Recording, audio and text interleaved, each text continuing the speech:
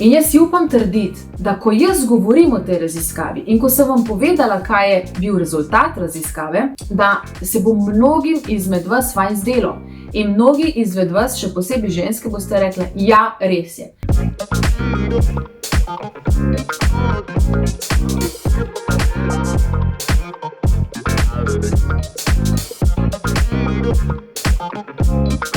Pred kratkim sem naletela na rezultate raziskave, ki je rezultirala v zelo kontroverzni izjavi. In sicer, da so ženske najbolj zadovoljne takrat, ko so same oziroma samske, in moški, ravno nasprotno, so najbolj zadovoljni takrat, ko so v zvezi. S to izjavo na prvo žogo bi se marsikdo strinjal, še posebej ženske, ne?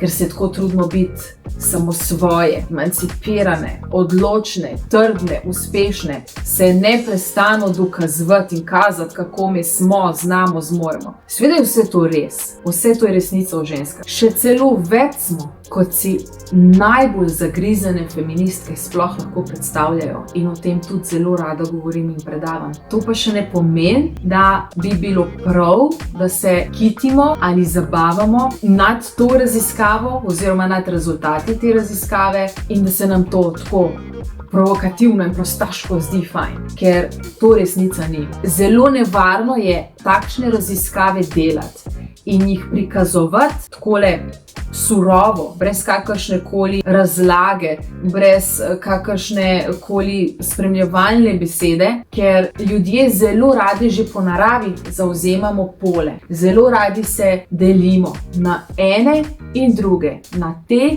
in tiste. In ta raziskava ne dela popolnoma nič drugega kot prav to. A razmišljate podobno kot jaz? Ja, krasno, ne? Ena ženska bo to prebrala, recimo, da to bere v fazi, v obdobju, ko ni ravno zadovoljna sama seboj in svojim življenjem in ne vem, svojim partnerjem, svojo družino. To bo potrdilo vsa ta njena občutja in bo rekel, seveda, to je pa res brez veze. Evo, kaj se pa grem, se še raziskava je pokazala, da jaz bi bila bolj zadovoljna, če bi bila sama. In bo mogoče to tista malenkost, ki jo bo pahala čez rob, da bo naredila nek večji premik v nenujno pravo, koristno smer, niti zanjo, niti za družino. Na nasprotni strani, en moški, ki ni zadovoljen v zvezi, bi rekel, ne, evo, sej, kaj pa bom brez zveze, sej pa itak pa že tako govorijo, kakšen sem, pa ona skozi mi kritizira, pa pravi, sem takšen, sem drugačen, ja, sej pa res najbolj, da se je kar držim, kje bom pa našel boljšo, evo, sej piše,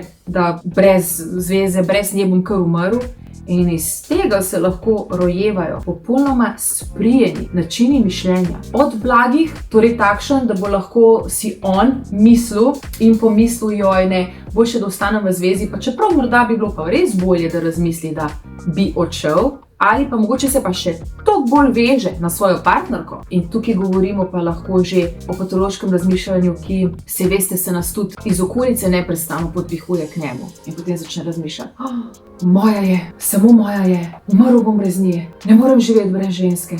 Še posebej nje, ko jo ljubim, ona mi pripada, od neba mi je dana, ali kako so že vse te pesmice. In iz tega vam lahko pridejo vse neljube težave, tegobe in bog ne daj tudi kakšni taki strašni naslovi, katere beremo na najrazličnejših omrežjih ali pa v kakšnih časopisih in podobno. Raziskave je treba vzeti vedno za rezervo. To niti slučajno, če nekdo nekje nekaj ugotovi, ne pomeni, da to velja za vas specifično ali pa, da se v tem skriva pravo ravnovesje. Vsaka stvar pa res ne drži in si jo ne gre vzeti za svojo in se mora vsak pri sebi umiriti, razmisliti, se ne zanašati na tisto, kar mu drugi sugerirajo in si verjeti, pa če prebere 100 raziskav, ki govorijo drugače od tega, kar vsak posameznik pri sebi čuti.